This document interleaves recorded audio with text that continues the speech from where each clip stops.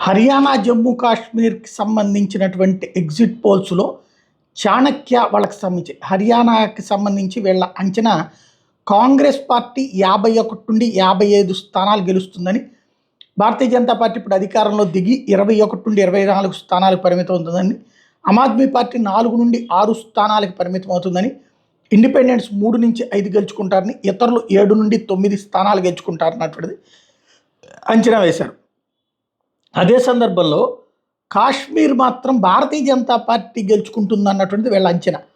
42 నుంచి 47 స్థానాలు Bharatiya Janata party గెలుచుకుంటుంటే, Congress party 28 నుండి, అంటే కాంగ్రెస్ నేషనల్ కాన్ఫరెన్స్ కూటమి 28 నుంచి 32 స్థానాలకు పరిమితం అవుతుందని, ఇతరులు పీడీపీ 10 నుంచి 12 స్థానాలు గెలుచుకుంటారన్నటువంటిది చాణక్య స్ట్రాటజీస్ వాళ్ళకి సంబంధించినటువంటి అంచనా. ఇది చాలా సంచలనాత్మకమైనది. ఎందుకంటే రెండూ పోతాయి అనుకుంటున్నటువంటి దశలో కాస్త ధైర్యాన్ని భారతీయ జనతా పార్టీ వాళ్ళకి ఇచ్చినటువంటి సర్వే కాశ్మీర్లో బీజేపీ అధికారంలోకి వస్తుందన్నది.